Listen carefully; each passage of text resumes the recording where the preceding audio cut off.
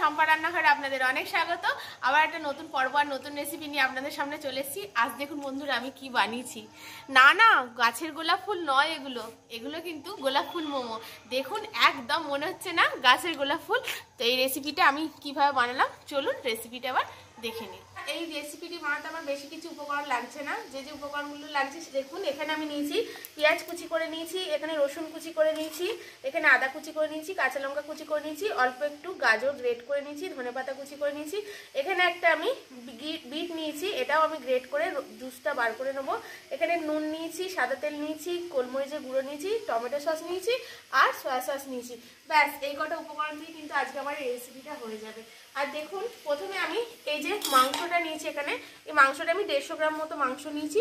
এই মাংসটাকে মিক্সিতে পেস্ট করে নিয়ে আসবো। আর এই গাজর এই যে বিটটা নিয়েছি, এই বিটটা গ্রেট করে জুসটা বার করে নেবো। তো জুসটা কিরম করে বার করবেন দেখুন, এখানে আমি দেখুন একটা গ্রেটার নিয়ে নিয়েছি, দিয়ে বিটটাকে ভালো করে ছাড়িয়ে ধুয়ে নিয়েছি, দিয়ে এটাকে গ্রেট করে নেবো। পেস্ট করে নিয়ে চলে এসেছি, এটা এখন রেখে দেবো চাপা দিয়ে। আর এখানে দেখুন বিটটাও গ্রেট করে নিয়েছি, এবার এটাও একটু মিক্সিতে ঘুরিয়ে নিয়ে আসবো, দিয়ে জুসটা বার করে নেবো। এটাও কিন্তু মিক্সিতে করে নিয়ে চলে এসেছি পিষে নিয়ে। আর এখানে দেখুন আমি একটা উপকরণ বলতে আপনাদের ভুলে গেছি, এখানে একটু ময়দা নিয়েছি। এখানে আবার মাংসটা যে পেস্ট করে নিয়েছিলাম এটা ম্যারিনেট করে নেবো। এখানে দেখুন যা কিছু নিয়েছি সবই দিয়ে দেবো, পেঁয়াজ কুচি, ধনেপাতা কুচি, গ্রেট করা গাজর, কাঁচা লঙ্কা কুচি, আদা কুচি, রসুন কুচি সব দিয়ে দেবো। বাটিতে মাখতে অসুবিধা হচ্ছিল বলে এখানে আমি একটা বড় বাটি নিয়ে নিয়েছি। এবার এর মধ্যে দিয়ে দেবো স্বাদ মতো লবণ। আপনারা চাইলে এখানে আরও সবজি গ্রেট করে দিতে পারেন আপনাদের ইচ্ছা মতো। এবার দিয়ে দেবো এখানে গোলমরিচের গুঁড়ো, আর দিয়ে দেবো অল্প একটু সাদা তেল,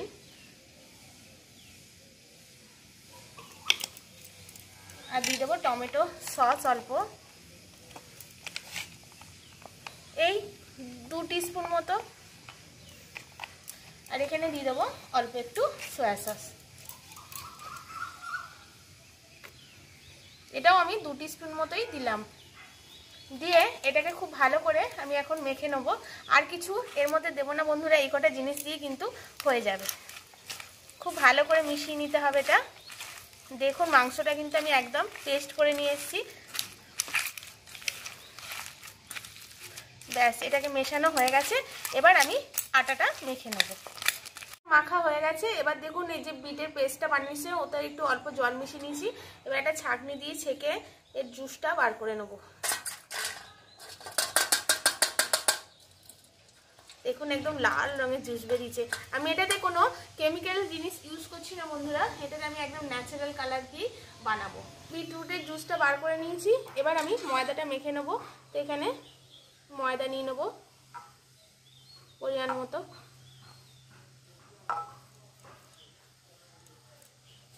এখানে দিয়ে দেবো লবণ স্বাদ মতো, আর দিয়ে দেবো সাদা তেল। এই 4 টেবিল স্পুন মতো এখানে আমি সাদা তেল ইউজ করছি বন্ধুরা। এটাকে খুব ভালো করে আগে মেখে নেবো। সাদা তেলটা খুব ভালো করে ময়দার সাথে মিশিয়ে নিয়েছি। এবার এই যে বিটরুটের জুসটা বার করেছিলাম এটা দিয়ে আমি এই ময়দাটা মাখবো, জল দিয়ে মাখবো না।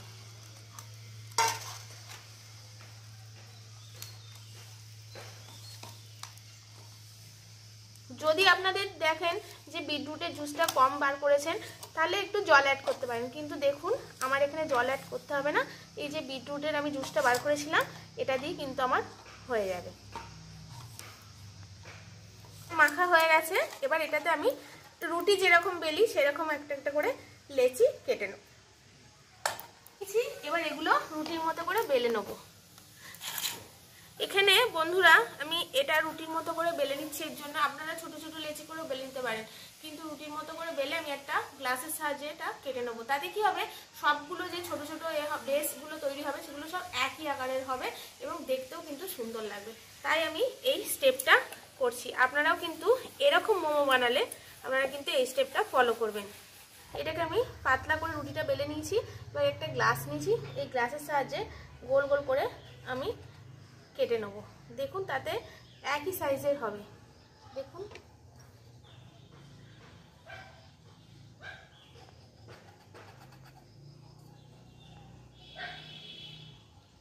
দেখুন আমি সবগুলো এরকম গোল গোল করে কেটে নিয়েছি বেলে। আর এখানে দেখুন যেটাতে মোমো আমি স্টিম করবো এরকম একটা ছিদ্রযুক্ত থালা নিয়ে নিয়েছি। এটাতে আগে প্রথমে একটু সাদা তেল লাগিয়ে নেব,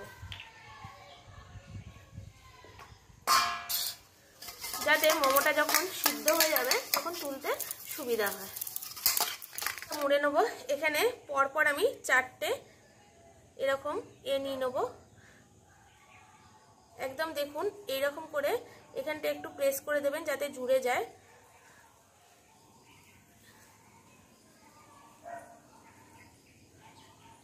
আমি 4টে দিয়ে করছি, আপনারা চাইলে এর থেকে বেশি দিয়েও করতে পারেন, কিন্তু 4টে দিয়েই করবেন, গোলাপ ফুলটা দেখতে তাহলে ভালো লাগবে। এবার এখানে দেখুন চিকেনটা দিয়ে দেবো। এখানে আমি হাতে করে দিচ্ছি, এরকম করে চিকেনটা দিয়ে দেবো। খুব বেশি মোটা করে দেবেন না, তাহলে মুড়তে কিন্তু অসুবিধা হবে। আর দেখুন আমি একদিকটা বেশি পোর্শনটা ফাঁকা রেখেছি, এরকম করেই কিন্তু ফাঁকা রাখবেন। খুবই সোজা বন্ধুরা। এমনি মোমো মুড়তে হয়তো অনেকের অসুবিধা হয়, কিন্তু এই মোমোটা মুড়তে একেবারেই অসুবিধা হবে না। দেখুন আমি পুরটা কিরম করে দিয়েছি, একদম এরকম করে আপনারা পুরটাকে দিয়ে দেবেন।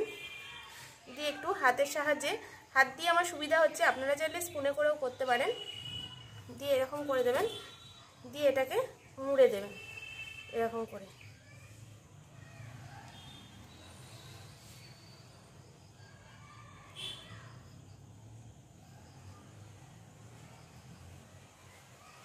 এরকম করে মুড়ে নিয়ে জাস্ট এটাকে এরকম করে রোল করে দেবেন।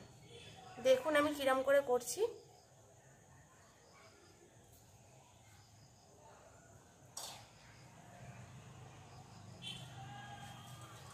দেখুন বন্ধুরা একদম গোলাপ ফুল তৈরি হয়ে গেল আমার। তো এটাকে করার পরে আপনারা এই পাপড়িগুলো একটুখানি এরকমও করে দেবেন, তাহলে দেখতে ভালো লাগবে। কি বন্ধুরা মনে হচ্ছে তো গোলাপ ফুল? এরকম করে আমি প্রতিটাই বানিয়ে নেব। আপনাদের সুবিধার্থে আমি আরেকটাও করে দেখিয়ে দিচ্ছি। দেখুন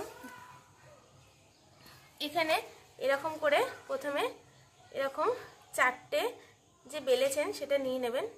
দেখুন এরকম করে প্রেস করে একটু দেবেন যাতে জুড়ে যায়।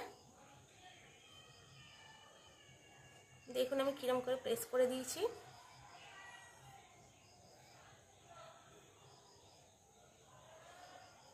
দিয়ে হাতে করে এখানে পুরটা ভরে দেবো চিকেনের। আমি এখানে চিকেনের পুর দিয়ে করছি বন্ধুরা, আপনারা চাইলে যারা ভেজ খান তারা কিন্তু ভেজ পুরও ভরে এটা করতে পারেন, কোনো অসুবিধা হবে না।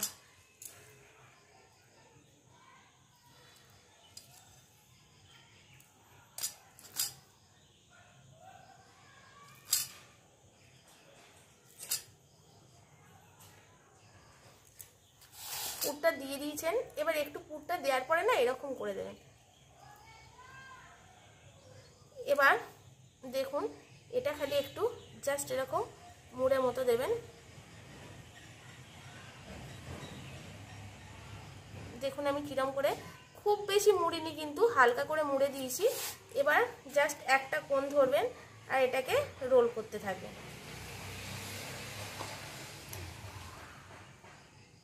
এমনি মোমো মোড়ার থেকে কিন্তু এটা খুব ইজি একটা তারকিব বন্ধুরা।